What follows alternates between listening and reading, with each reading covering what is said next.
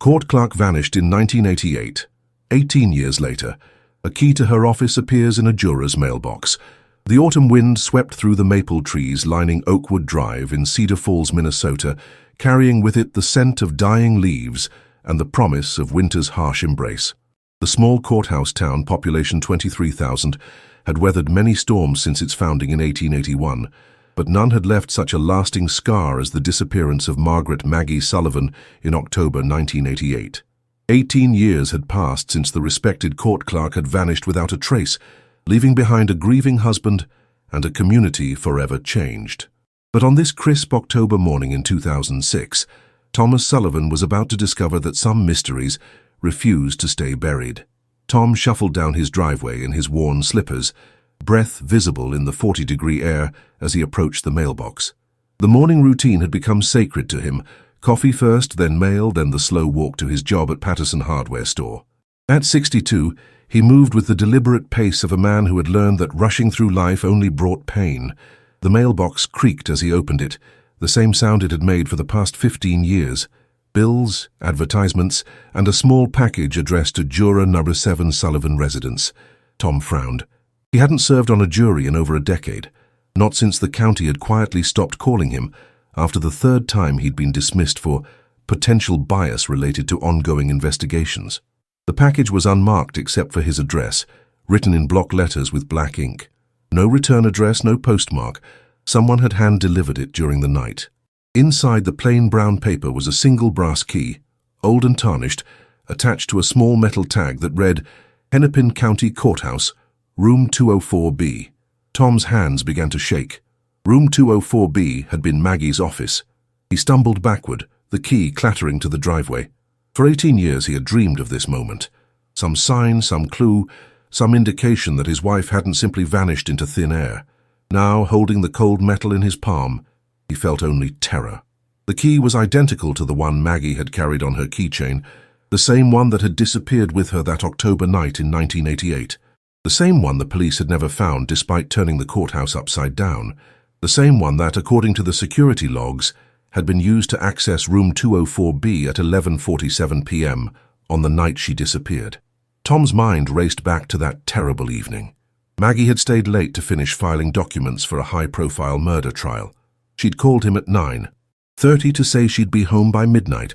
When she hadn't returned by 2 a.m., Tom had driven to the courthouse. Her car was still in the parking lot, keys in the ignition, purse on the passenger seat. But Maggie was gone. The investigation had consumed the next 2 years of his life. Sheriff's deputies had interviewed everyone who had access to the courthouse. The FBI had been called in. Theories ranged from random abduction to witness intimidation related to the murder trial. But with no body, no ransom demands, and no witnesses, the case had gradually faded from active investigation to cold case to painful memory. Tom picked up the key and examined it more closely. The brass showed signs of recent polishing, as if someone had been caring for it all these years. The tag looked new, the engraving sharp and clear. Someone wanted him to have this. Someone wanted him to know that Maggie's disappearance hadn't been random. His neighbor, Mrs. Chen, emerged from her house to retrieve her morning paper. She waved, but Tom barely noticed. He was studying the key, turning it over in his hands, when something caught his eye. Scratched into the metal, almost invisible unless you held it at just the right angle, were 3 tiny marks. Not random scratches, deliberate etchings. The number 7, Juror number 7, the same number written on the package. Tom's breath caught. The Hendricks murder trial, the case Maggie had been working on when she disappeared, had been decided by a jury of 12. Tom had never known the jurors' names. They had been kept confidential even from courthouse staff, but someone knew he had been designated as an alternate juror for that trial before being dismissed. He hurried back into the house, the key clutched tightly in his fist. The phone book was where it had always been, in the kitchen drawer beneath the stack of takeout menus. He flipped to the government pages and found the number for the Hennepin County Sheriff's Office. Sheriff's Office, Deputy Martinez speaking. This is Tom Sullivan. I need to speak with someone about my wife's case. Margaret Sullivan. She disappeared in 1988. There was a pause. Mr. Sullivan, I'm going to transfer you to Detective Williams. He handles cold cases. The hold music was the same tune the courthouse had played during breaks in trials. Tom closed his eyes, and could almost see Maggie at her desk, efficiently organizing files, her reading glasses perched on the end of her nose as she transcribed testimony with remarkable speed and accuracy. "Mr. Sullivan, this is Detective Williams. I'm familiar with your wife's case. Has something new come to light?" Tom described the key, the package, the scratched number. Detective Williams listened without interruption, then asked Tom to bring the key to the station immediately. There was something in the detective's voice, a tension, an urgency, that suggested this development was more significant than Tom had realized. As Tom dressed for the drive to the sheriff's office, he found himself thinking about the Hendricks trial. Marcus Hendricks had been accused of murdering his business partner, Robert Chen, in what prosecutors claimed was a dispute over embezzled funds. The case had been circumstantial but compelling. Hendricks had been convicted and sentenced to life in prison. But what if the case had been about more than embezzlement? What if Maggie had discovered something in the files, something that made her dangerous to someone? The thought had occurred to Tom before, but the police had found no evidence of tampering with documents or irregularities in the court records. The drive to the sheriff's office took 15 minutes through downtown Cedar Falls. The courthouse loomed ahead, its limestone facade unchanged since 1924. Tom hadn't set foot in the building since Maggie's memorial service in 1990. Now, clutching the mysterious key, he wondered if he was about to finally learn what had happened to his wife. Detective Williams was waiting in the lobby, a tall man with graying hair and the weathered face of someone who had seen too much. He examined the key under a magnifying glass, photographed it from multiple angles, and carefully placed it in an evidence bag. "Mr. Sullivan, I need to ask you some questions about the night your wife disappeared. I know you've been through this before, but this key changes things. Someone who knew about the case, someone who knew about your connection to it, wanted you to have this." Tom nodded, settling into the uncomfortable plastic chair across from the detective's desk. For 18 years, he had been waiting for this conversation.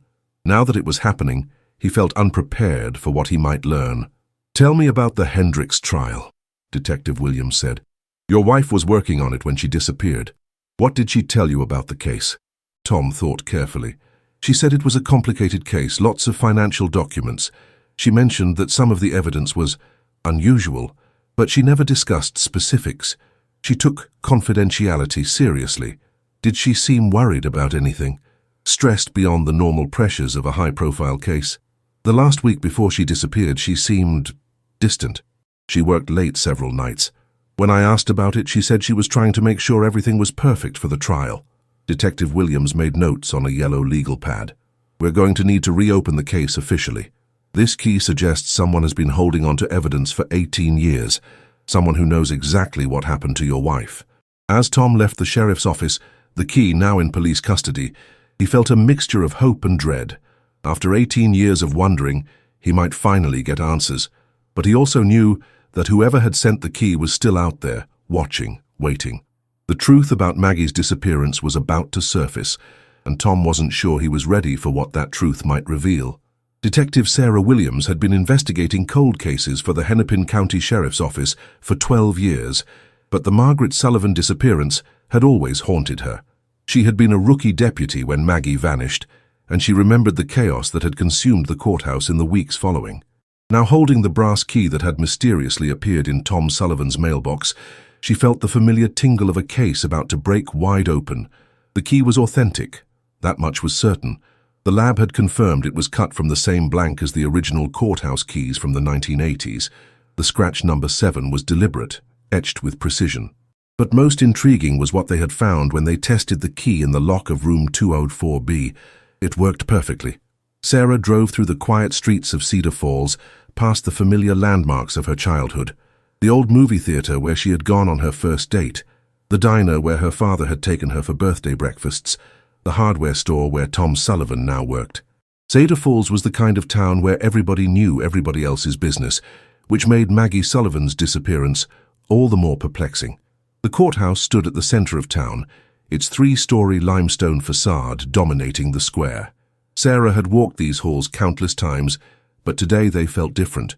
The key in her evidence bag seemed to pulse with significance, as if it were drawing her towards some long-hidden truth.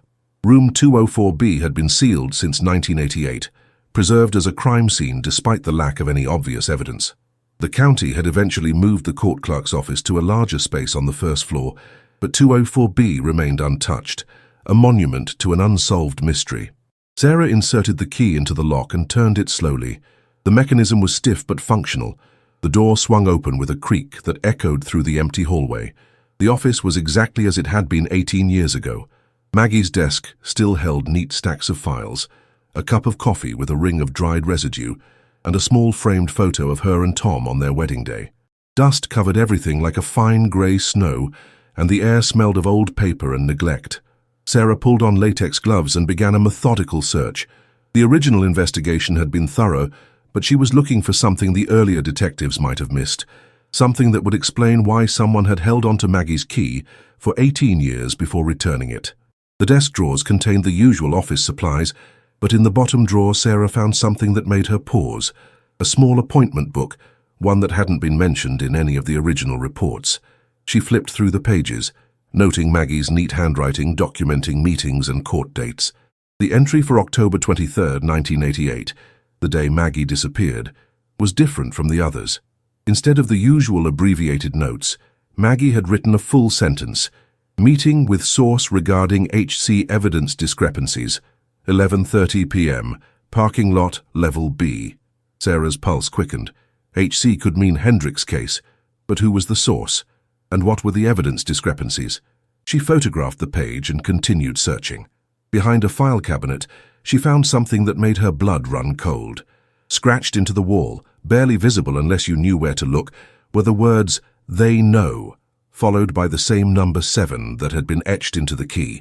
The message was written in pencil, so faint it was almost invisible, but it was there, hidden behind the cabinet where no one would think to look. Maggie had left a message. Sarah's radio crackled to life. "Detective Williams, we have a situation at the courthouse. Sheriff wants you in his office immediately." She secured the scene and hurried to the sheriff's office on the first floor. Sheriff Robert Davis was waiting with a man she didn't recognize, tall, thin, with nervous eyes, and the pale complexion of someone who spent most of his time indoors. "Detective Williams, this is Judge Harold Brennan. He has some information about the Sullivan case." Judge Brennan shifted uncomfortably in his chair. "I should have come forward years ago. I've been carrying this guilt for 18 years. "What kind of information, Judge?" "I was the presiding judge on the Hendricks trial. The night Margaret disappeared, she came to my office. She was agitated.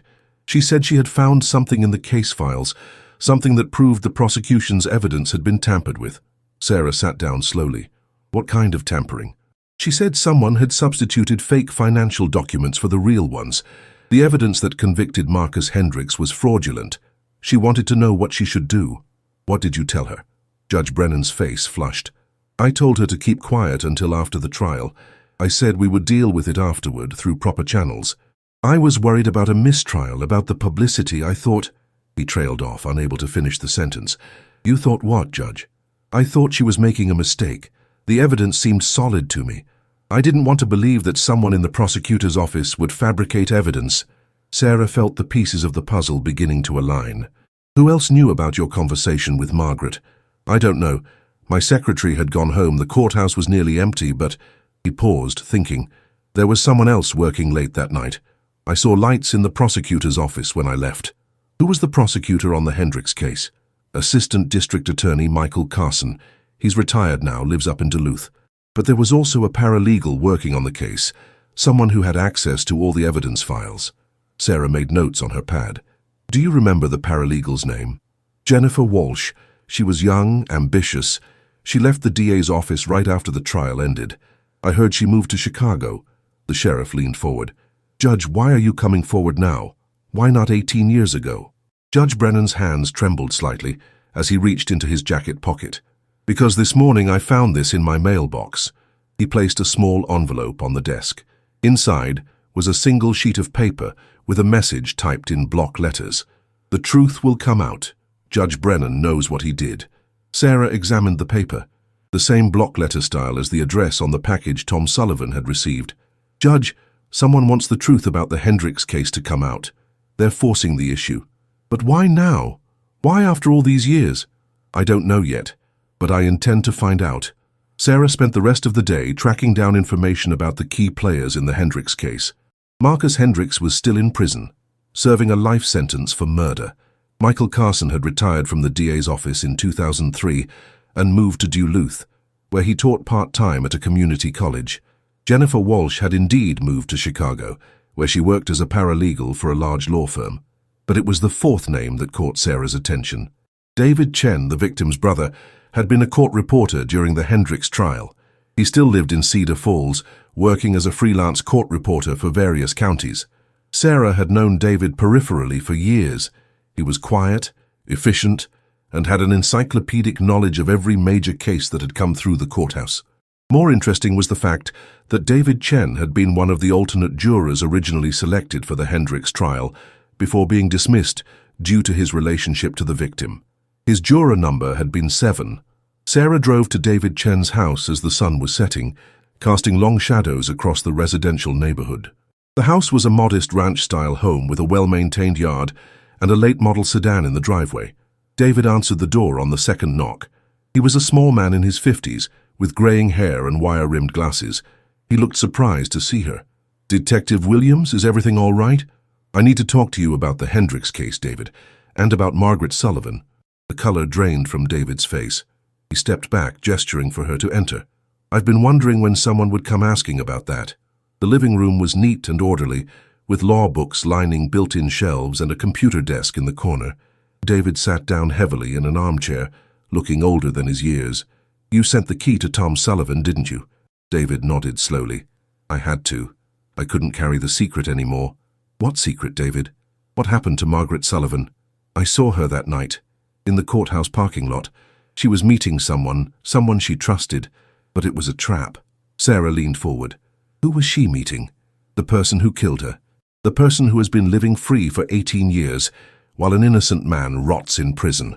David Chen was about to confess to knowledge of a murder that had haunted Cedar Falls for nearly 2 decades, but before he could speak, the lights went out.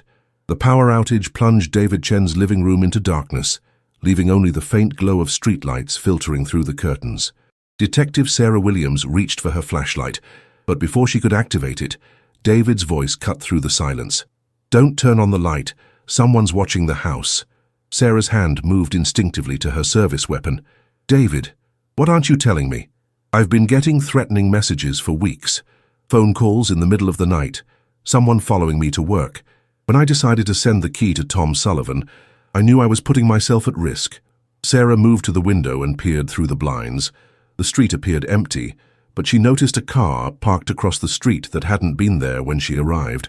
Dark sedan, engine running, tinted windows. "David, we need to get you somewhere safe. Then you're going to tell me everything you know about Margaret Sullivan's disappearance." They slipped out the back door and through the yard to Sarah's unmarked patrol car. As they drove away, Sarah saw the dark sedan pull away from the curb and follow at a distance. She called for backup and took a circuitous route to the sheriff's office, but the tail stayed with them until they reached the courthouse square. In the secure interview room, David Chen finally told his story. "I was working late that night, transcribing testimony from the Hendricks trial. My office was on the 3rd floor overlooking the parking lot. Around 11:30, I saw Margaret's car pull into the lot. She got out and walked to the basement-level entrance." "Was she alone?" "Yes, but she was clearly meeting someone. She kept checking her watch, looking around nervously. About 10 minutes later, another car arrived. I couldn't see who got out because of the angle, but I could tell it was someone Margaret knew. She walked toward the car without hesitation." Sarah made notes on her pad. "Then what happened? I heard voices, but I couldn't make out what they were saying. Then I heard Margaret scream. It was cut off quickly, like someone had covered her mouth. I ran to the window, but by then both cars were gone." "Why didn't you call the police?" David's face showed the weight of 18 years of guilt. "I was scared. My brother Robert had been murdered, and I thought the killer might come after me if I got involved. I told myself someone else would report it, that the police would figure it out." "But you knew more than you told them." "I knew Margaret had found something wrong with the evidence in Robert's case. She had called me earlier that day, said she needed to talk to someone who knew the financial side of Robert's business. She had questions about the documents that supposedly proved Marcus Hendricks had embezzled money." Sarah felt the pieces clicking into place. "What kind of questions?" "She said the bank statements looked wrong. The dates didn't match her records, and some of the account numbers were different from what she had on file. She thought someone had created fake documents to frame Marcus. Did you tell her what you thought? I told her she was right. I had been through Robert's financial records after his death, and the documents in the trial were different from what I had seen. Someone had fabricated evidence to make Marcus look guilty. Sarah leaned back in her chair. So Margaret was killed because she discovered prosecutorial misconduct? That's what I believed, but I could never prove it. And after she disappeared, I was too afraid to come forward. David, who else knew about Margaret's suspicions? She said she had spoken to Judge Brennan about it, but there had to be someone else. Someone who knew she was getting close to the truth. Sarah thought about the threatening note Judge Brennan had received. Someone was systematically forcing everyone connected to the case to reveal what they knew. But who? And why now? I need to ask you about Jennifer Walsh, the paralegal on the Hendricks case. David's expression changed. Jennifer was ambitious. She wanted to make a name for herself in the DA's office. She had access to all the evidence files, and she was the one who organized the financial documents for trial. Did Margaret ever mention Jennifer specifically?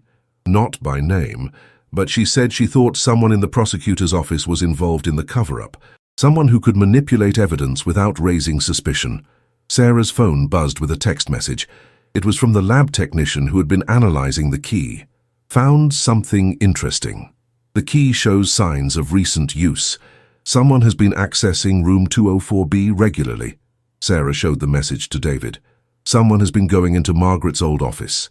Someone who has had access to her key all these years. But why? What would be in there that's worth the risk? I don't know yet, but I'm going to find out. Sarah arranged for David to be placed in protective custody at a safe house outside of town. As she drove back to the courthouse, she couldn't shake the feeling that someone was watching her every move. The dark sedan had disappeared, but she knew it was still out there.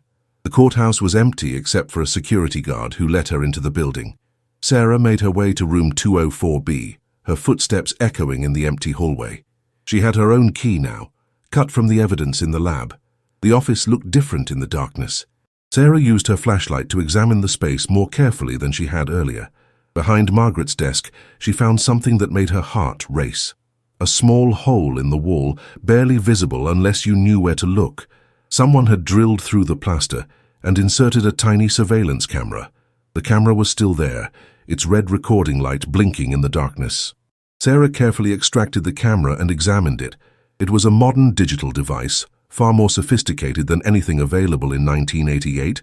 Someone had been watching room 204B for years, waiting for someone to discover what Margaret Sullivan had hidden. But what had Margaret hidden? Sarah searched more carefully, looking for any space that might conceal documents or evidence. Behind the radiator, she found a loose floorboard. Underneath was a manila envelope, sealed with tape that had yellowed with age. Inside the envelope were photocopies of bank statements, financial records, and a handwritten note in Margaret's distinctive script. The real evidence is in my desk at home. If something happens to me, this will prove Marcus Hendricks is innocent. Sarah's hands shook as she read the note. Margaret had made copies of the original financial documents, the ones that proved Marcus Hendricks had been framed. She had hidden them in her office, but she had kept the originals at home. Tom Sullivan's home, the house where he had lived alone for 18 years, surrounded by his wife's belongings. Sarah called Tom's number, but there was no answer. She tried his cell phone, but it went straight to voicemail. A cold fear gripped her as she remembered the dark sedan that had been following her. Had someone else figured out where the real evidence was hidden? She drove to Tom's house as fast as she could, calling for backup along the way. The house was dark except for a light in the living room. Sarah approached carefully, her weapon drawn. The front door was standing open. Inside, she found Tom Sullivan tied to a chair in his living room, a piece of duct tape over his mouth. He was conscious but clearly terrified. Sarah cut his bonds and removed the tape. "Tom, are you hurt? What happened?" "Someone was waiting for me when I got home from work. They said they needed to find something Margaret had hidden. They tore the house apart, looking for it." Sarah looked around the living room. Furniture was overturned, books scattered across the floor, pictures torn from the walls. Did they find what they were looking for? "I don't know. They kept asking about Margaret's papers, her files from work. I told them she never brought work home, but they didn't believe me." Sarah helped Tom to the couch. "Tom, Margaret did bring work home. She hid the real evidence from the Hendricks case somewhere in this house. Do you have any idea where she might have put it? Tom thought for a moment. Margaret had a special place where she kept important documents. Her grandfather's old secretary desk in the bedroom. She always said it was the safest place in the house. They went to the bedroom, where the antique desk sat against the far wall. The desk appeared untouched, which meant the intruders hadn't found Margaret's hiding place. Sarah examined the desk carefully and found a hidden compartment behind the top drawer. Inside was a thick folder containing the original financial documents from the Hendricks case. The documents that would prove Marcus Hendricks had been framed for murder. The documents that Margaret Sullivan had died trying to protect. But as Sarah examined the papers, she realized something else. The financial documents showed that the real killer had not only framed Marcus Hendricks, but had also stolen a significant amount of money from the victim's business. Money that had been used to pay for the fabricated evidence. The killer wasn't just someone who had committed murder in the heat of passion. They were someone who had planned an elaborate scheme to frame an innocent man while covering up their own crimes. And they were still out there, 18 years later, willing to kill again to protect their secret. Sarah's radio crackled. "Detective Williams, we have a situation. We found a body in the basement of the courthouse. Female, approximately 50 years old. Looks like she's been dead for several hours." Sarah's blood ran cold. "Do we have an ID?" "Driver's license says Jennifer Walsh. She had a plane ticket in her purse. Looks like she flew in from Chicago this morning." The paralegal who had helped fabricate the evidence in the Hendricks case was dead. Someone was eliminating everyone who knew the truth about Margaret Sullivan's murder. And Sarah realized she might be next. Jennifer Walsh's body was found in the basement storage room of the courthouse, hidden behind stacks of old case files. The medical examiner estimated she had been dead for approximately 6 hours, which meant she had been killed shortly after arriving in Cedar Falls from Chicago. There were no signs of struggle, but a small puncture wound on her neck suggested she had been injected with something. Detective Sarah Williams stood in the cramped basement room, studying the crime scene. Jennifer had been positioned carefully, almost reverently, with her hands folded across her chest. On the floor beside her was a manila envelope containing a typed confession letter. "I, Jennifer Walsh, confess to my role in the fabrication of evidence in the People versus Marcus Hendricks case. I was paid $50,000 to create false financial documents that would implicate Mr. Hendricks in the murder of Robert Chen. I have lived with this guilt for 18 years and I can no longer remain silent. Margaret Sullivan discovered my deception and was killed to prevent her from exposing the truth. I pray that God will forgive me for my cowardice." Sarah examined the letter carefully. The paper was standard office stock, available anywhere. The typing was done on a computer printer, making it impossible to trace to a specific machine. But what caught her attention was a small notation at the bottom of the page. "Justice delayed is justice denied." The phrase was familiar. Sarah had heard it recently, but she couldn't remember where. She bagged the letter as evidence and returned to the main floor of the courthouse. Sheriff Davis was waiting for her in the hallway. "We need to talk." "I just got off the phone with the warden at Stillwater Prison. Marcus Hendricks died in his cell 3 days ago. Natural causes, heart attack. The timing is too convenient to be coincidental." Sarah felt the weight of the case pressing down on her. Someone is cleaning house. They're eliminating everyone who knows the truth about the Hendricks case. But why now? Why after 18 years? "I don't know. But I think Judge Brennan knows more than he's telling us." They found Judge Brennan in his chambers, packing files into boxes. He looked up as they entered, his face pale and drawn. "I was wondering when you'd come back," he said. "I assume you found Jennifer's body." Sarah studied the judge's face. "How did you know about Jennifer?" "Because I've been expecting this day for 18 years, ever since I made the worst decision of my judicial career." Sheriff Davis stepped forward. "Judge, I need to advise you of your rights." "That won't be necessary, Sheriff. I'm not going anywhere." Judge Brennan sat down heavily in his chair. "I want to tell you what really happened the night Margaret Sullivan disappeared." Sarah took out her notebook. "Go ahead, Judge." "Margaret came to my office around 10:30 that night. She was extremely agitated, more upset than I had ever seen her. She said she had discovered that the financial documents in the Hendricks case were forgeries, and she wanted to know what she should do." "What did you tell her?" "I told her we would handle it through proper channels after the trial. I was concerned about the impact on the case, about the possibility of a mistrial, but that wasn't the real reason I wanted her to wait." Judge Brennan stood up and walked to the window overlooking the courthouse square. The real reason was that I knew the documents were fake. I had known all along. Sarah felt her pulse quicken. You knew the evidence was fabricated. I knew because I approved it. The prosecutor, Michael Carson, came to me before the trial started. He said the case against Hendricks was strong but circumstantial. He was worried about getting a conviction without more concrete evidence. So you allowed him to fabricate evidence? I didn't think of it as fabrication. I thought of it as enhancement. Carson assured me that Hendricks was guilty, that the fake documents were just a way to ensure justice was served. I was naive enough to believe him. Sheriff Davis leaned forward. Judge, you're confessing to judicial misconduct and conspiracy to commit perjury. I'm confessing to much worse than that. When Margaret threatened to expose the truth, I panicked. I called Carson and told him what she had discovered. I thought he would find a way to handle it quietly, maybe offer her a transfer to another county or something like that.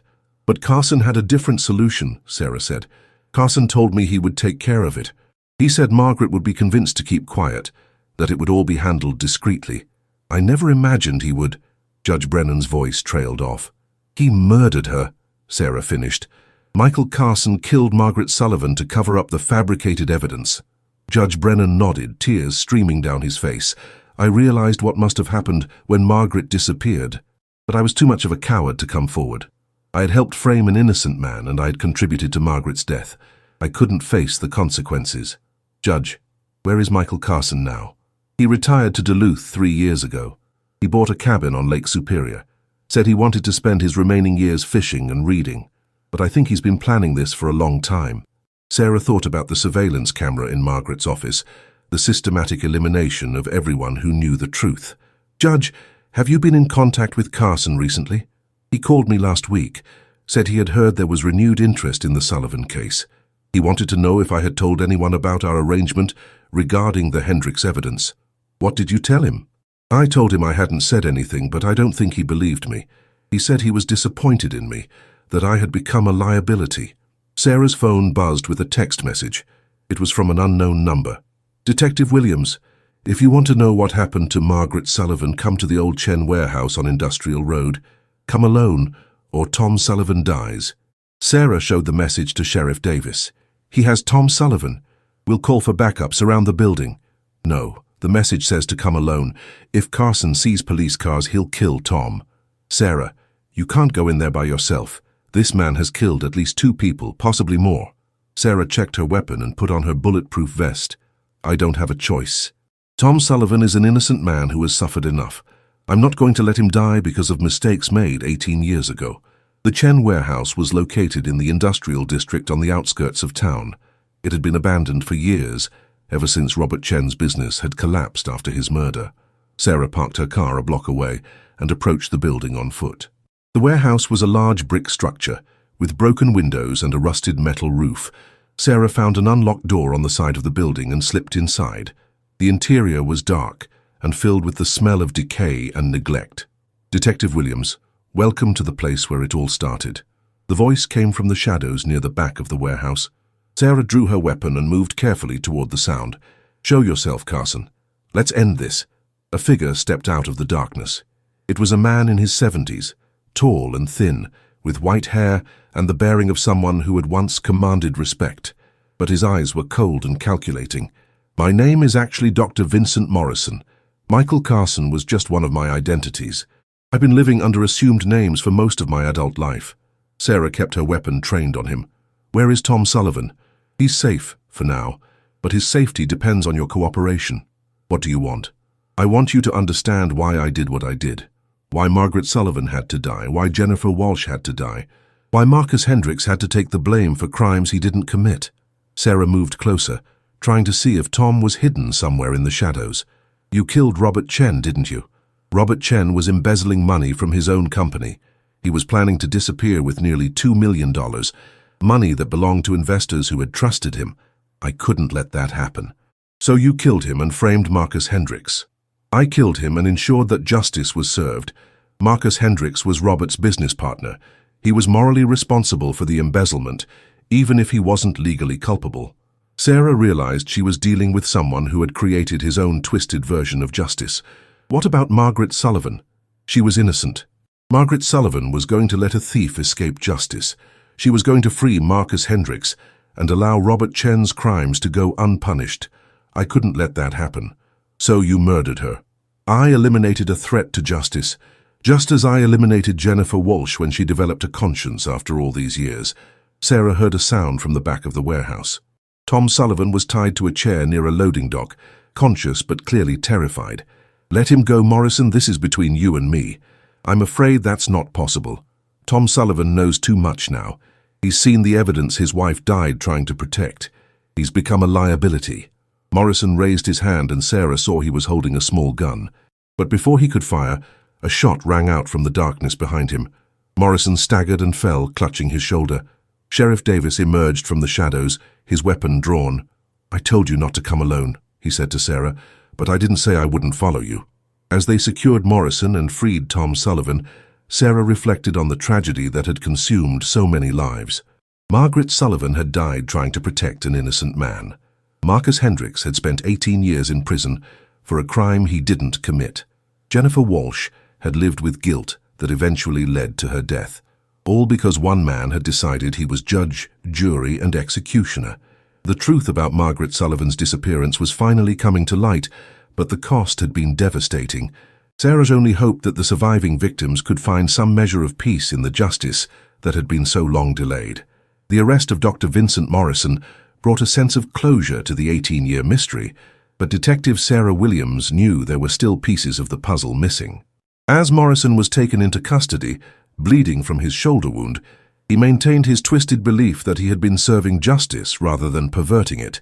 Tom Sullivan was treated for dehydration and shock at Cedar Falls General Hospital. The doctors said he would make a full recovery, but Sarah could see the emotional toll the ordeal had taken on him. 18 years of uncertainty had finally ended, but the truth was more horrible than he had ever imagined. She tried to save an innocent man, Tom said quietly, as Sarah sat beside his hospital bed. That's the kind of person Maggie was. She couldn't stand to see injustice, even when it put her own life at risk. Sarah nodded. The evidence she preserved will finally exonerate Marcus Hendricks posthumously. His family will know he was innocent, but he died in prison. Jennifer Walsh died carrying her guilt. How many lives did this man destroy? Sarah didn't have an answer. She had seen enough cases to know that evil often created ripple effects that lasted for generations. But she also knew that the truth, no matter how painful, was better than living with uncertainty. The next morning, Sarah drove to Duluth to search Morrison's cabin. The Minnesota Bureau of Criminal Apprehension had obtained a warrant, and Sarah wanted to understand how Morrison had managed to maintain his deception for so long.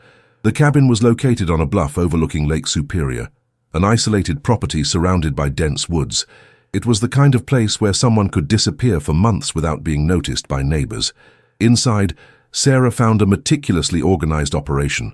Morrison had maintained detailed files on everyone connected to the Hendricks case, complete with photographs, addresses, and personal information. He had been monitoring Tom Sullivan, Judge Brennan, and Jennifer Walsh for years. In the basement, Sarah discovered Morrison's true identity: birth certificates, driver's licenses, and social security cards for multiple personas. Vincent Morrison, Michael Carson, and at least 3 other identities. The man was a professional at reinventing himself, but it was the room at the back of the basement that revealed the full scope of Morrison's obsession. The walls were covered with newspaper clippings, court documents, and photographs related to the Hendricks case. In the center of the room was a shrine to Margaret Sullivan, with her photograph surrounded by documents from the case. Sarah studied the shrine more closely and found something that made her blood run cold. Morrison had kept souvenirs from his victims: Margaret's reading glasses, her courthouse ID badge, and a small gold cross she had worn on a chain around her neck. Items that had never been found during the original investigation, but there was more.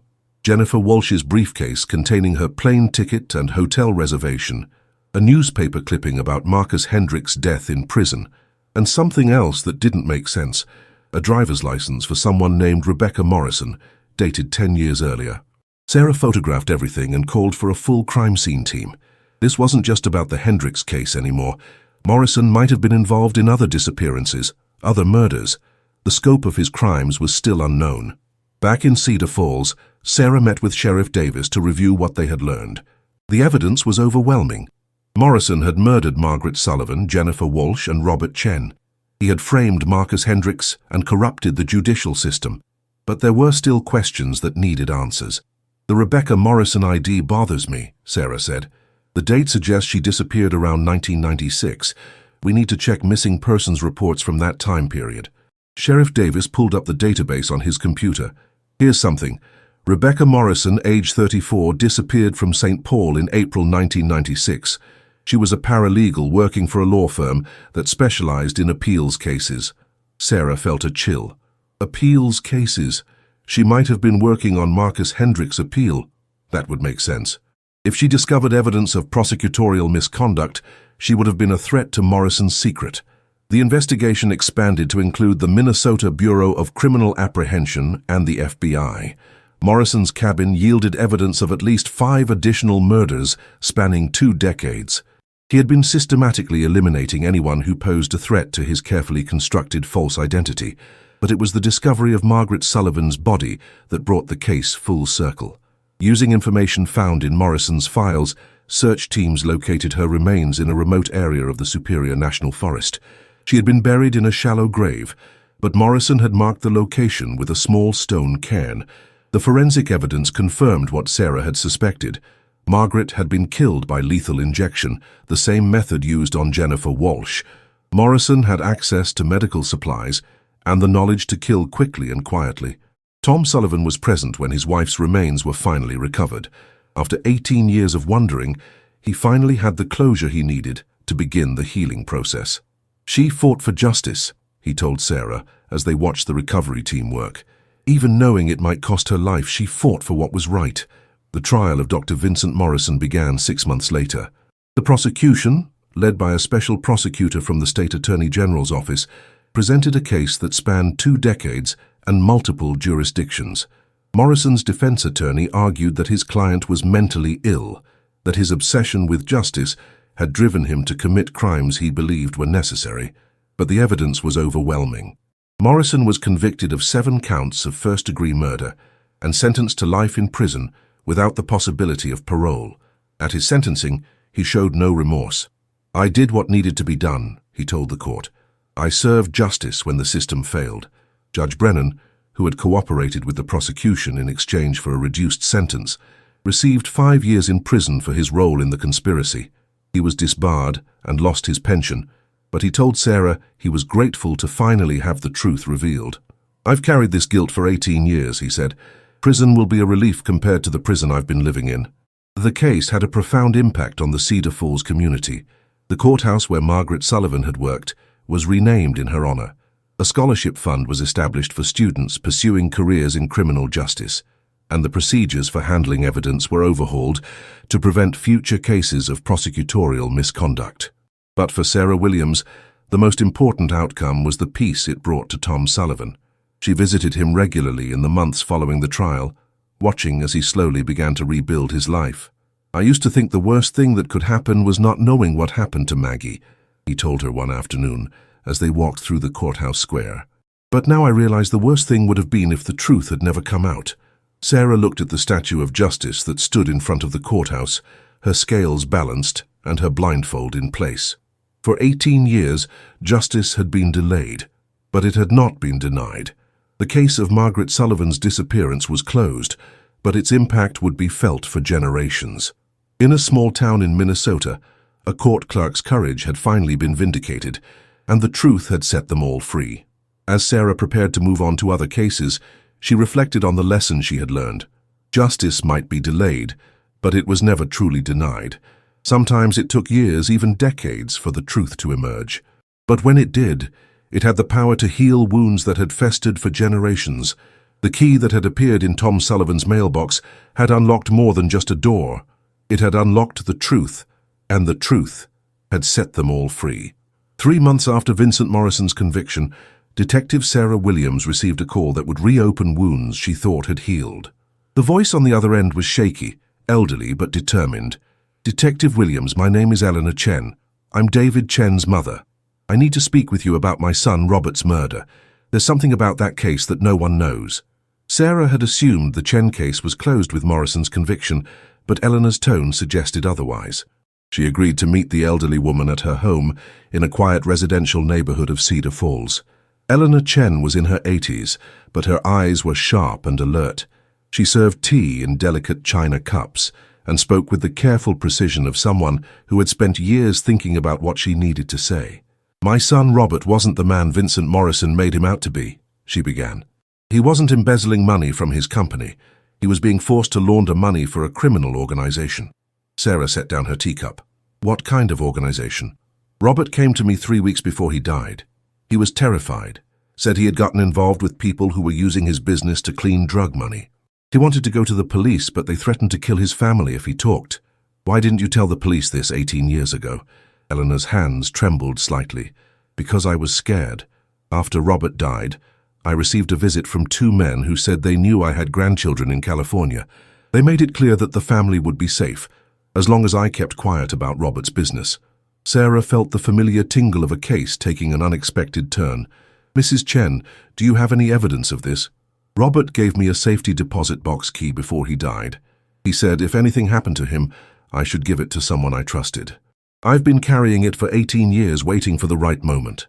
They drove to First National Bank of Cedar Falls, where Eleanor presented the key and proper identification. The box contained documents that painted a completely different picture of Robert Chen's business activities. Bank records showed regular deposits of cash that were immediately wired to accounts in the Cayman Islands. Financial statements documented the systematic laundering of money through Robert's import-export business. And most damning of all, a handwritten letter from Robert to his mother. "If you're reading this, I'm probably dead. The people I've been forced to work with don't leave loose ends. I've been documenting everything, keeping records of their operation. The evidence is in my home office, hidden behind the false wall I built last year. Use it to bring them to justice, but be careful. They have people everywhere, including law enforcement." Sarah studied the letter carefully. The handwriting was definitely Robert Chen's, and the paper showed signs of age consistent with something written in 1988. But what caught her attention was the reference to people everywhere, including law enforcement. "Mrs. Chen, did Robert ever mention specific names? Anyone in local law enforcement who might have been involved?" Eleanor nodded slowly. "He mentioned a deputy sheriff who had been asking questions about his business, someone who seemed to know too much about his financial operations, but he never told me the name." Sarah's mind raced through the possibilities. In 1988, the Hennepin County Sheriff's Office had been much smaller. If someone in law enforcement had been involved in a money laundering operation, there would be a limited number of suspects. They drove to Eleanor's house, where she retrieved a shoebox from her bedroom closet. Inside were more documents that Robert had given her for safekeeping. Account numbers, transaction records, and names of people involved in the laundering operation. One name stood out immediately: Marcus Hendricks. According to these records, Marcus Hendricks was the one running the money laundering operation, Sarah said. "But that doesn't make sense. Morrison framed him for murder." Eleanor shook her head. "I think you're misunderstanding the situation. Marcus Hendricks wasn't framed for murder. He was framed for embezzlement. The murder was real, but the financial crimes were fabricated to cover up the real money laundering operation." Sarah stared at the documents, trying to piece together the timeline. "You're saying Morrison killed Robert Chen to shut down the money laundering operation?" "I'm saying Morrison killed Robert to take over the operation. Robert was becoming unreliable, threatening to go to the police. Morrison eliminated him and used Marcus Hendricks as a scapegoat. The implications were staggering. If Eleanor was right, Morrison hadn't been a vigilante seeking justice. He had been a criminal eliminating competition and potential witnesses. Sarah called Sheriff Davis and requested a meeting with federal authorities. The money laundering operation that Robert Chen had documented was too large for local law enforcement to handle alone. They needed the resources of the FBI and the Drug Enforcement Administration.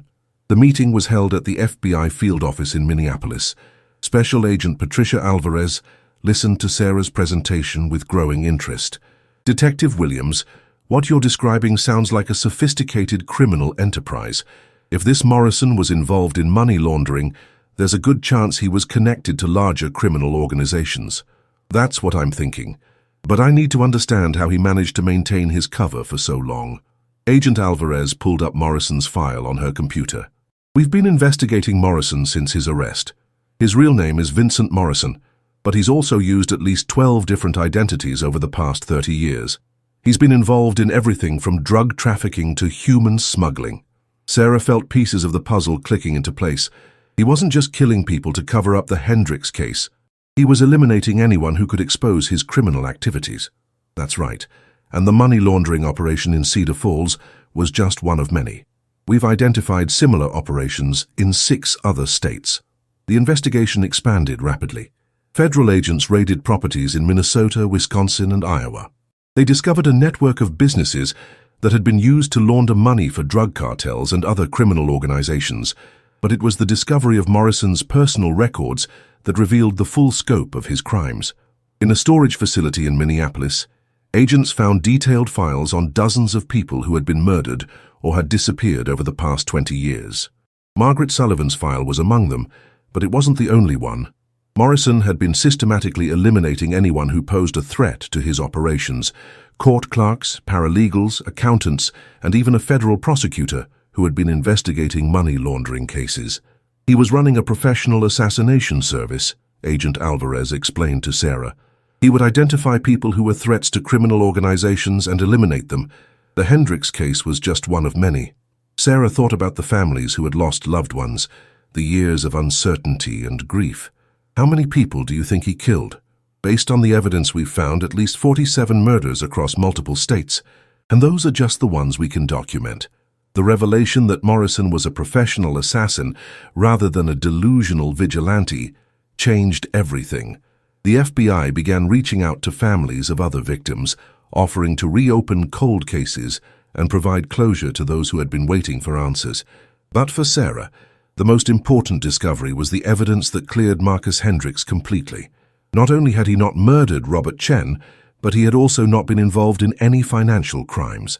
He had been a convenient scapegoat, chosen because his business relationship with Chen made him a plausible suspect. The exoneration of Marcus Hendricks was announced at a press conference attended by his family, Tom Sullivan and Eleanor Chen. His daughter, now in her 40s, spoke about the years of shame and suspicion her family had endured.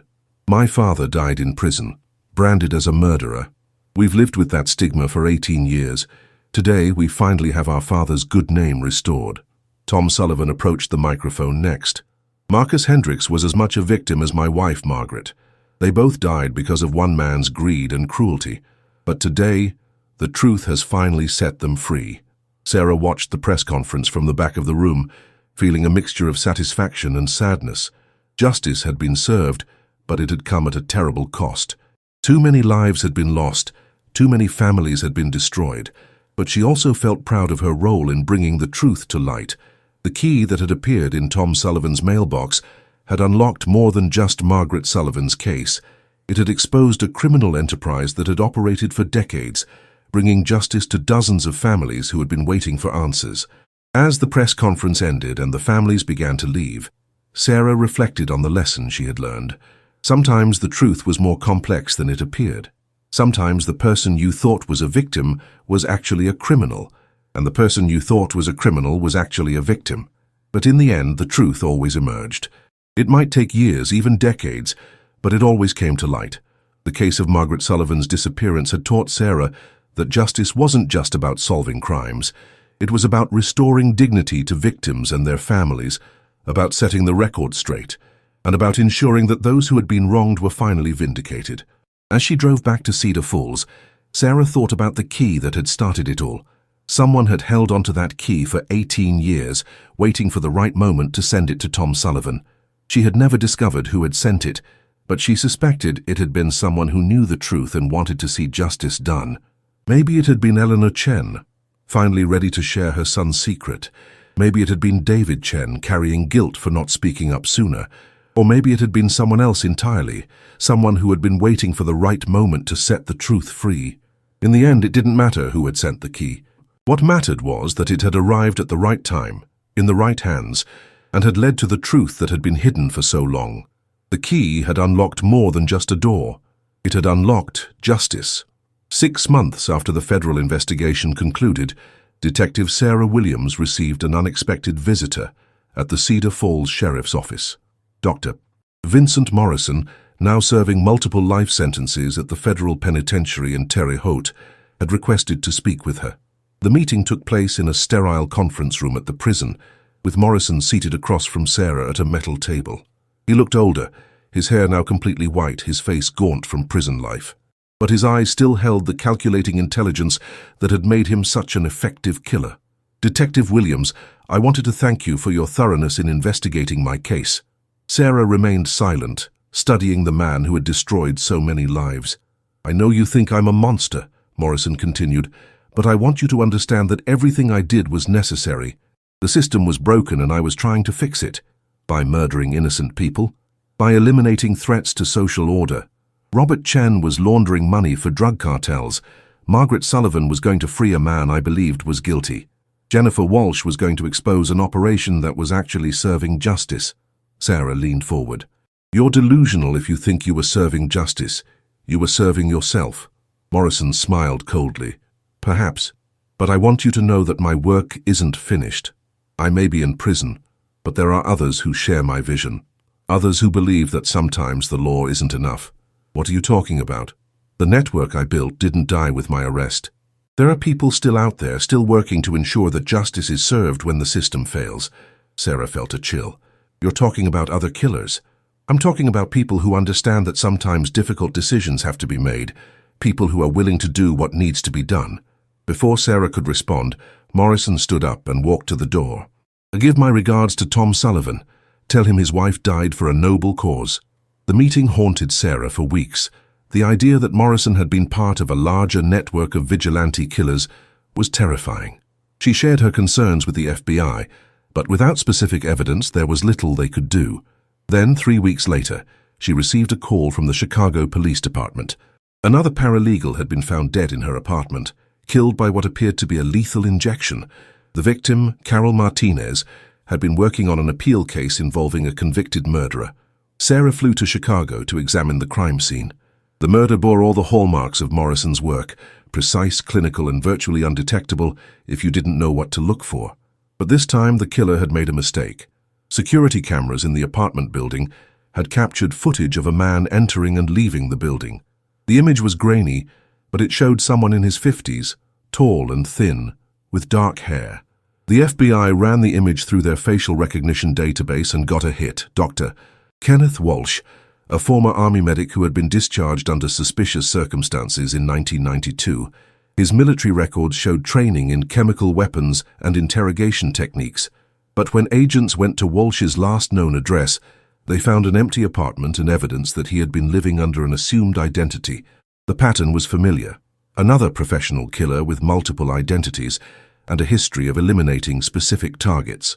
Sarah worked with the FBI to track Walsh's movements over the past year. They discovered that he had been in at least 6 cities where paralegal or court personnel had died under suspicious circumstances. All of the victims had been working on cases involving convicted murderers who claimed to be innocent. The investigation led to a disturbing conclusion. Morrison had been part of a network of killers who targeted people they believed were interfering with justice. They saw themselves as guardians of the legal system, eliminating anyone who threatened to free criminals they believed were guilty. But the network was more sophisticated than anyone had imagined.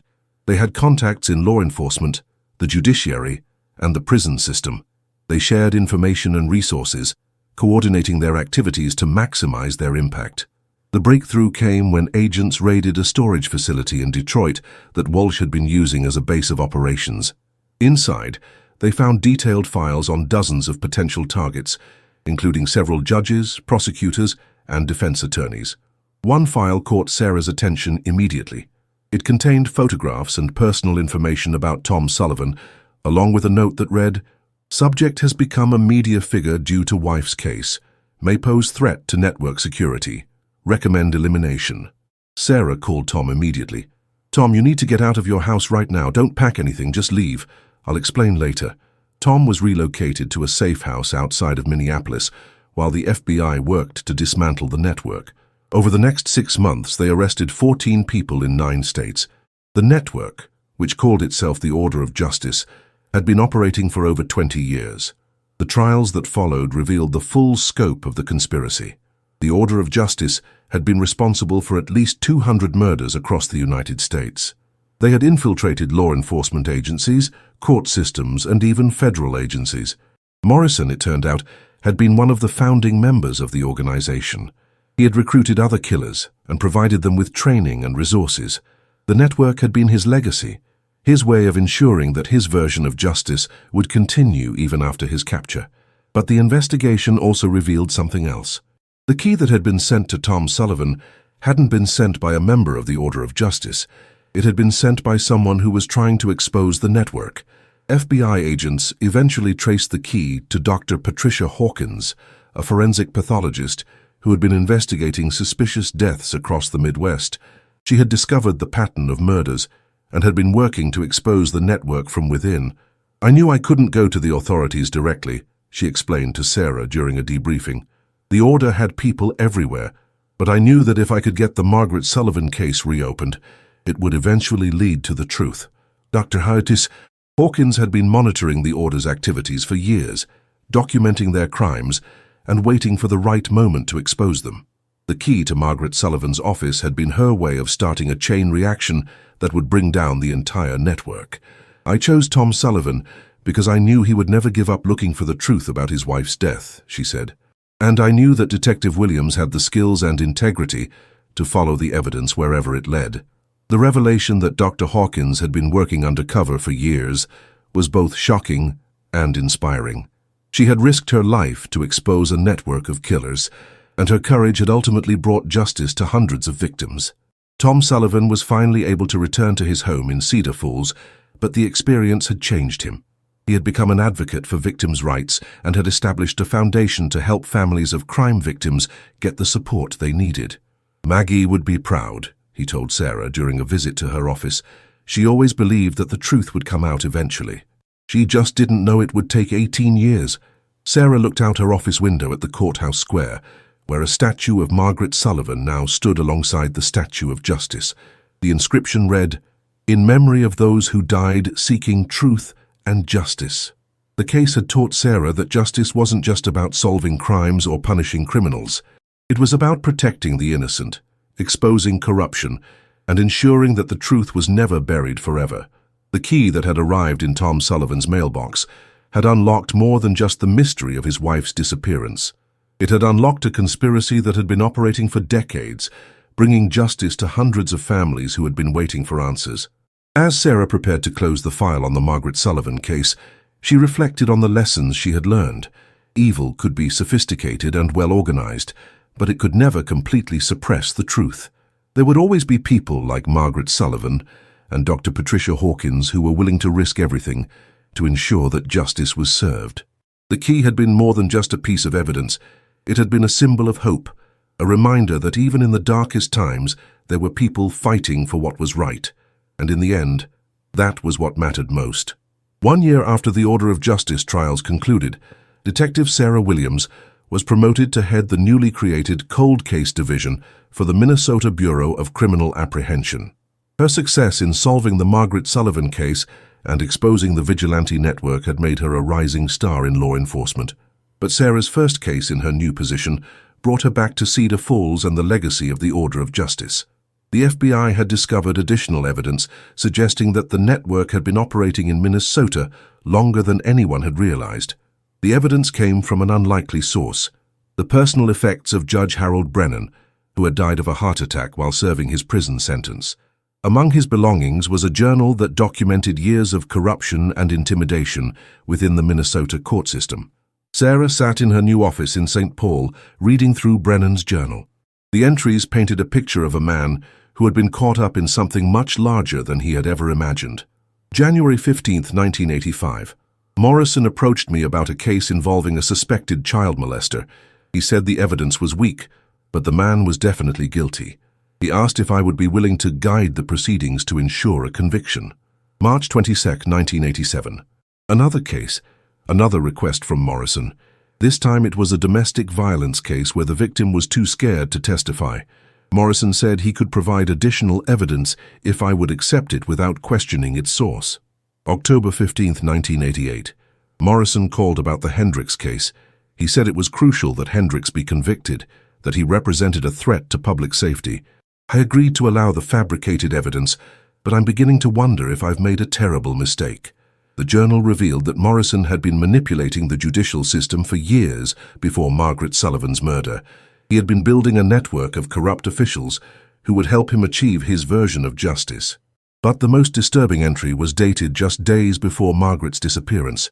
October 20th, 1988. Morrison told me about a court clerk who was asking questions about the Hendricks evidence. He said she was a problem that needed to be solved. I told him to handle it quietly, but I fear I may have signed her death warrant. Sarah closed the journal and leaned back in her chair. The corruption had been deeper and more extensive than anyone had realized. Morrison hadn't just been a killer. He had been the architect of a system that perverted justice at every level. The journal provided leads to other cases that needed to be re-examined. Over the next 6 months, Sarah's team identified 12 additional murders that appeared to be connected to the order of justice. Each case followed the same pattern. Someone who posed a threat to the network's operations was eliminated. One case particularly caught Sarah's attention. Dr. Michael Rodriguez, a forensic pathologist in Duluth, had been found dead in his home in 1995. The official cause of death was listed as a heart attack, but Rodriguez had been investigating suspicious deaths that matched the order's methods. Sarah drove to Duluth to interview Rodriguez's widow, Maria. The woman was in her 70s now, but she remembered her husband's concerns about the cases he had been working on. Michael was convinced that someone was murdering people and making it look like natural causes, Maria said. He had identified a pattern of deaths involving people who were threatening to expose corruption in the legal system. Did he share his concerns with anyone? He tried to go to the authorities, but no one would listen. He said he felt like he was fighting a conspiracy that went all the way to the top. Maria led Sarah to her husband's home office, which had been preserved exactly as he had left it. On his desk was a file containing autopsy reports and toxicology results from cases he had been investigating. The file contained evidence that several people who had died of apparent heart attacks had actually been poisoned with a rare toxin that mimicked the symptoms of cardiac arrest. The toxin was virtually undetectable unless you knew what to look for. My husband was going to present this evidence to the FBI, Maria said, but he died the night before his scheduled meeting. Sarah felt a chill. Rodriguez had been killed because he had gotten too close to the truth. His death had been made to look natural, but it had been murder. The evidence Rodriguez had compiled led to the exhumation of several bodies and the reopening of cases that had been closed for decades. Each examination revealed the same pattern, victims who had been poisoned with the same rare toxin. But the most significant discovery came when Sarah's team analyzed the toxin itself. It was a synthetic compound that had been developed by the military for use in covert operations. Only a handful of people would have had access to it, and all of them had connections to the order of justice. The investigation led to the arrest of Dr. Amanda Foster, a former military chemist who had been providing the order with sophisticated poisons for over 20 years. Foster had been operating from a laboratory in Wisconsin, creating custom toxins for the network's assassins. "I thought I was serving my country," Foster told Sarah during her interrogation. "Morrison convinced me that we were eliminating threats to national security." The arrest of Foster provided the final piece of the puzzle. The Order of Justice had been more than just a vigilante network.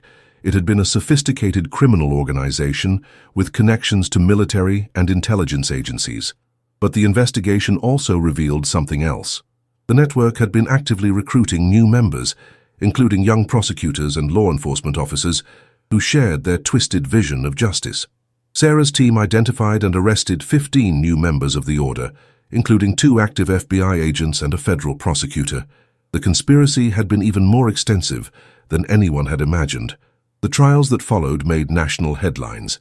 The Order of Justice had been responsible for over 300 murders across the United States, making it one of the largest criminal conspiracies in American history. But for Sarah, the most important outcome was the closure it brought to families who had been waiting for answers. The case of Margaret Sullivan had opened a door that led to justice for hundreds of victims. Tom Sullivan attended every trial, serving as a witness and advocate for victims' rights. He had become a powerful voice for justice, speaking at conferences and working with law enforcement agencies to improve their handling of cold cases. "Maggie would be amazed at what her death has led to," he told Sarah after the final trial concluded. She died trying to save one innocent man, but her sacrifice has brought justice to hundreds of families. Sarah looked around the courtroom where the last Order of Justice member had just been sentenced. The seats were filled with family members of victims, people who had waited decades for answers. "Your wife was a hero," Sarah told Tom. "She stood up for what was right, even knowing it might cost her life. That kind of courage is rare." As they left the courthouse together, Sarah reflected on the journey that had brought them to this moment. It had started with a simple brass key appearing in a mailbox, but it had led to the exposure of a criminal conspiracy that had operated for decades. The key had unlocked more than just Margaret Sullivan's office. It had unlocked a network of corruption that had perverted justice at every level. And in the end, it had brought justice to hundreds of families who had been waiting for the truth. The legacy of Margaret Sullivan lived on, not just in the statue that stood in the Cedar Falls Courthouse Square, but in the lives that had been changed by her courage. She had died trying to protect one innocent man, but her sacrifice had ultimately protected countless others. And for Sarah Williams, that was the true meaning of justice. It wasn't just about solving crimes or punishing criminals. It was about protecting the innocent, exposing corruption, and ensuring that the truth was never buried forever. The key had been a symbol of hope, a reminder that even in the darkest times, there were people fighting for what was right, and in the end that was what mattered most. 5 years after the Order of Justice trials, Detective Sarah Williams stood before a class of new recruits at the Minnesota Bureau of Criminal Apprehension Training Academy.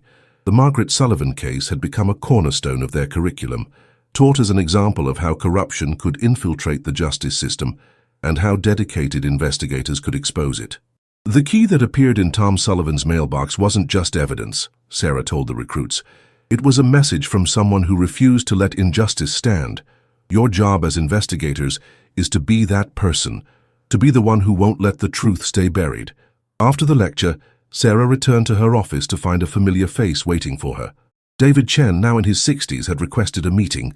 He looked nervous, fidgeting with a manila envelope in his hands. "Detective Williams, I need to show you something. I've been going through my brother Robert's belongings, and I found this in his safe deposit box." David handed her the envelope. Inside was a letter dated October 1988, written in Robert Chen's handwriting. "If you're reading this, then Vincent Morrison has probably killed me. I've been documenting his activities for months, and I know he's planning to eliminate me. But before he does, I want you to know about the children." Sarah's pulse quickened. "What children?" "Keep reading," David said quietly. "Morrison isn't just laundering money and killing people. He's been kidnapping children and selling them to buyers overseas. I have evidence of at least 12 children who have disappeared over the past 2 years. The money laundering operation is just a cover for human trafficking." Sarah stared at the letter, her mind racing. "David, why didn't you share this sooner?" "Because I was scared. Morrison was dead. The order was disbanded and I thought it was over. But last month I received this." He handed her a recent newspaper clipping about a missing child in St. Paul. A 6-year-old girl named Emma Rodriguez had vanished from her backyard while playing. The police had no leads, no suspects, and no witnesses. "Look at the date," David said. "She disappeared exactly 5 years after Morrison was arrested. I think someone is continuing his work." Sarah examined the clipping more carefully. The child's disappearance had all the hallmarks of a professional kidnapping. No witnesses, no physical evidence, and a victim who would be easy to transport across state lines. "David, I need you to give me everything you have on Morrison's trafficking operation, every document, every piece of evidence your brother collected." Over the next week, Sarah worked with the FBI to investigate the possibility that Morrison's human trafficking network was still operating. They discovered that several children had disappeared from Minnesota, Wisconsin, and Iowa over the past 5 years, all under similar circumstances. The investigation led to a disturbing discovery. Morrison had been part of an international trafficking network that specialized in abducting children from middle-class families. The children were sold to buyers in countries with weak law enforcement, where they disappeared into a system of exploitation and abuse. But the network had been more sophisticated than anyone had realized. They had contacts in social services, law enforcement, and even the court system. They used their connections to identify vulnerable children and to cover up their crimes. The breakthrough came when FBI agents raided a warehouse in Detroit that had been used as a staging area for trafficking operations. Inside, they found evidence of recent activity, including a child's jacket that matched the description of what Emma Rodriguez had been wearing when she disappeared. The jacket led to the arrest of Carlos Mendoza, a former associate of Morrison, who had been continuing the trafficking operation. Under interrogation, Mendoza revealed the location of a safe house where several children were being held. The rescue operation took place at dawn on a farm outside of Minneapolis. FBI agents and local law enforcement surrounded the property and moved in quickly. They found 6 children, including Emma Rodriguez, locked in a basement that had been converted into a makeshift prison. The children were traumatized but alive. They were immediately taken to a hospital for medical evaluation and then placed in protective custody, while agents worked to reunite them with their families. Sarah was present when Emma Rodriguez was reunited with her parents. The little girl clung to her mother, crying and refusing to let go. It was a moment that reminded Sarah why she had dedicated her life to law enforcement. "How did you find her?" Emma's father asked Sarah. "A man named Robert Chen left evidence that helped us understand what was happening. He died trying to expose these criminals, but his sacrifice saved your daughter." The trafficking network investigation led to arrests in 12 states and 3 countries. Over 50 children were rescued, and hundreds of criminals were brought to justice. It was the largest human trafficking bust in FBI history. But for Sarah, the most important outcome was the closure it brought to families who had been living in agony. The case of Margaret Sullivan had opened a door that led to justice for child victims and their families. Tom Sullivan attended the press conference where the trafficking arrests were announced. He had become a prominent advocate for victims' rights and had established a foundation that helped families of crime victims get the support they needed. "Maggie's death continues to save lives," he told the reporters. "She died trying to protect one innocent man, but her sacrifice has now led to the rescue of children who might have been lost forever." Sarah looked out at the audience of reporters, law enforcement officials, and victim advocates. The case that had started with a simple brass key had evolved into something much larger, a reminder that justice was an ongoing process, not a single event. After the press conference, Sarah returned to her office to find a letter waiting for her. It was from Dr. Patricia Hawkins, the forensic pathologist who had sent the key to Tom Sullivan. "Detective Williams, I wanted you to know that your work has inspired a new generation of investigators. The Margaret Sullivan case has become a model for how to expose corruption and bring justice to victims. But more importantly, it has shown that one person's courage can make a difference." Sarah smiled as she read the letter. The case had taught her that justice wasn't just about solving crimes or punishing criminals. It was about protecting the innocent, exposing corruption, and ensuring that the truth was never buried forever. The key that had appeared in Tom Sullivan's mailbox had unlocked more than just the mystery of his wife's disappearance. It had unlocked a legacy of justice that would continue for generations. As Sarah prepared to leave her office for the day, she thought about the young investigators she had trained, the families she had helped, and the criminals she had brought to justice. Each case was a link in a chain that stretched back to that cold October morning in 2006, when a brass key had changed everything. The key had been a symbol of hope, a reminder that even in the darkest times, there were people fighting for what was right. And as long as there were people like Margaret Sullivan, Robert Chen, and Dr. Patricia Hawkins, justice would always find a way to prevail. The truth, Sarah had learned, was like water. It might be dammed up for a while, but it always found a way to flow. And when it did, it had the power to wash away years of corruption, deception, and pain. The key had unlocked the truth, and the truth had set them all free. 10 years after the key first appeared in Tom Sullivan's mailbox, Detective Sarah Williams received a call that would close the final chapter of the Margaret Sullivan case. The call came from the warden at the federal penitentiary in Terre Haute, where Vincent Morrison had been serving his multiple life sentences. "Detective Williams, Morrison is dying. He's asked to speak with you. He says he has information about cases you've been working on." Sarah wasn't sure she wanted to hear what Morrison had to say, but she knew she had a professional obligation to interview him. She flew to Indiana the next day and found Morrison in the prison hospital, connected to machines that were keeping him alive. He looked frail and elderly, a far cry from the calculating killer she had arrested years earlier. But his eyes still held the intelligence that had made him so dangerous. "Detective Williams, thank you for coming. I don't have much time and there are things I need to tell you." Sarah sat down beside his bed, her recorder running.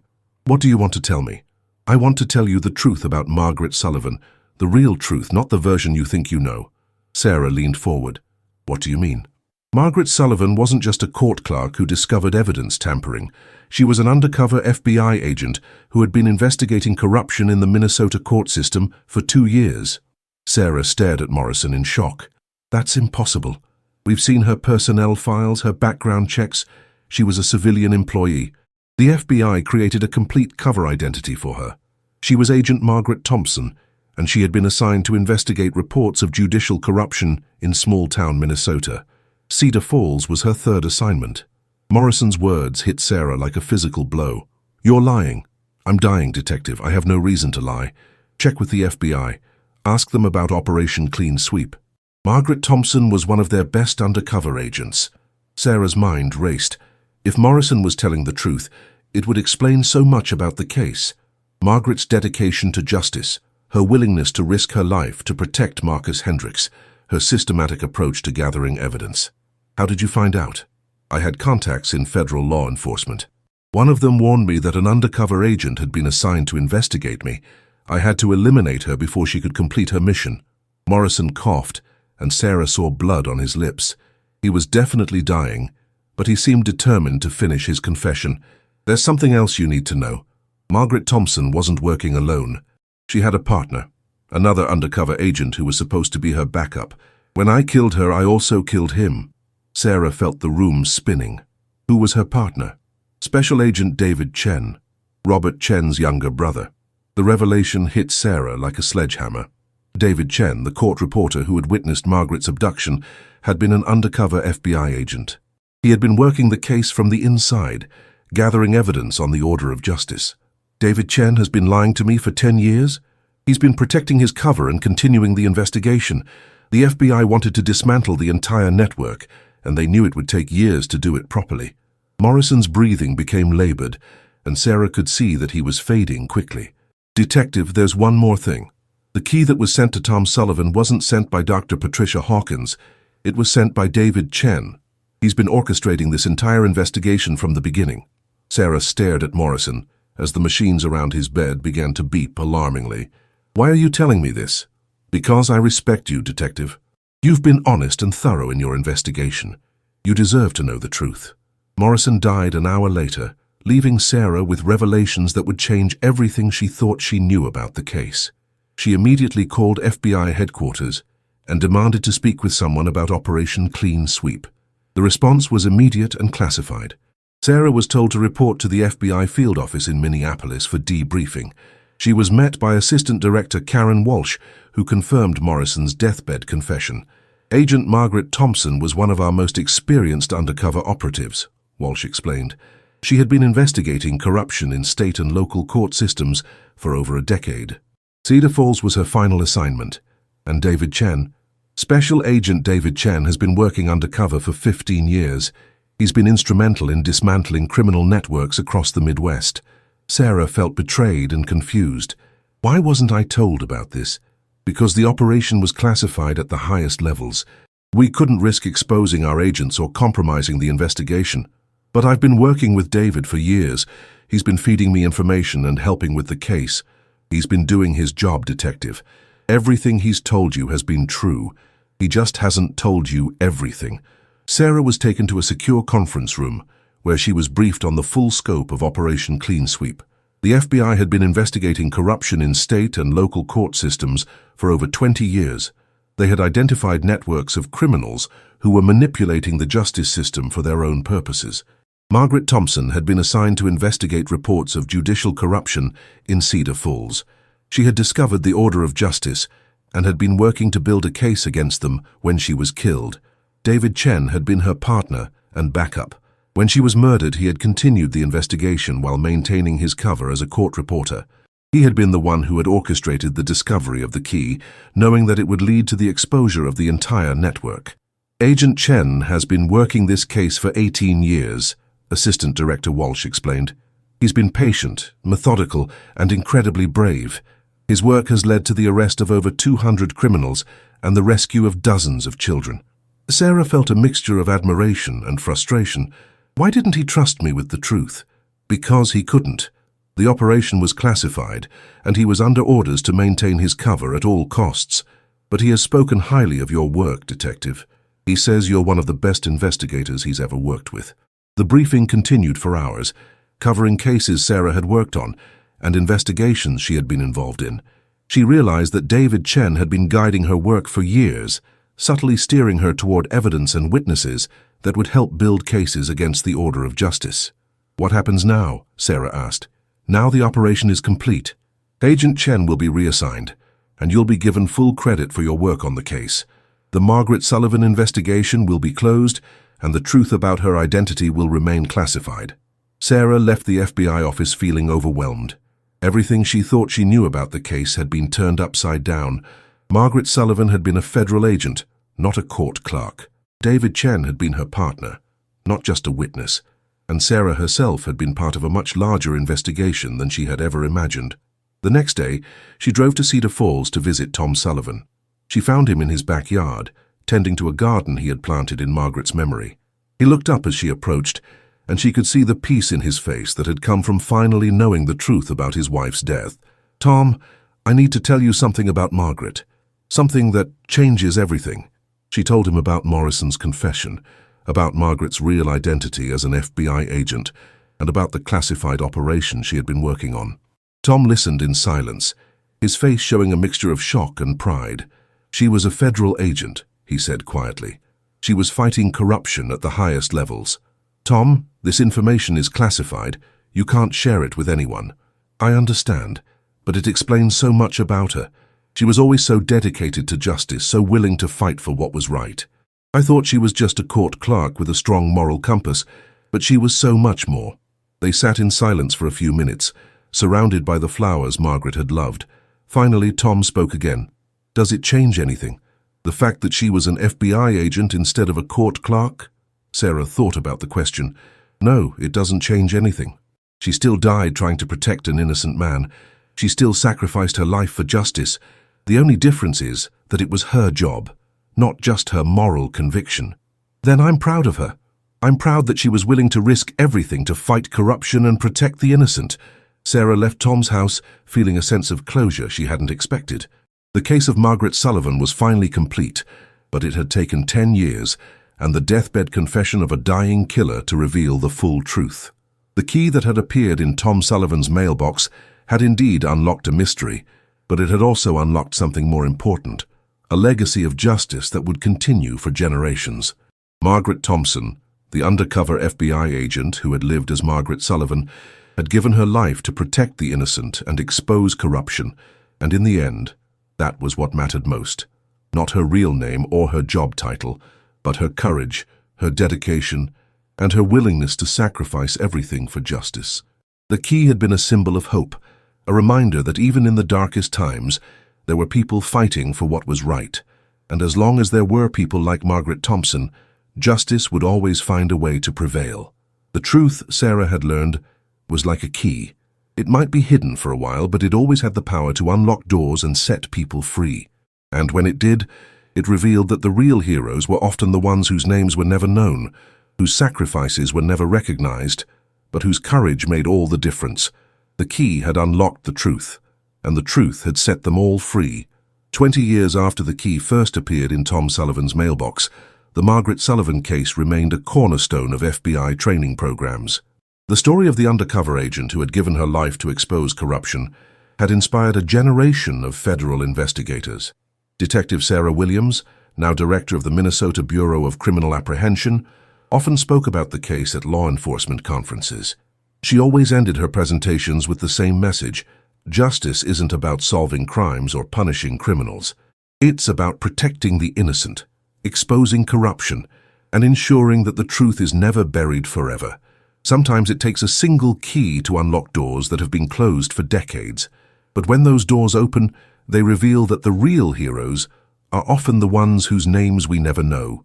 The statue of Margaret Sullivan still stood in the Cedar Falls Courthouse Square, but now it bore a different inscription: "In memory of those who serve in silence, who sacrifice in secret, and who die protecting the innocent." Tom Sullivan, now in his 80s, still visited the statue every week. He would place fresh flowers at its base, and stand in silent tribute to the woman he had loved, the woman who had been so much more than he had ever imagined. The key that had started it all was displayed in a case at the FBI Academy in Quantico, Virginia. It served as a reminder to new agents that sometimes the smallest piece of evidence could unlock the largest conspiracy. And in a small town in Minnesota, the truth lived on, a testament to the power of courage, the importance of justice, and the enduring legacy of those who gave their lives to protect the innocent. The key had unlocked more than just a mystery. It had unlocked a legacy that would last forever.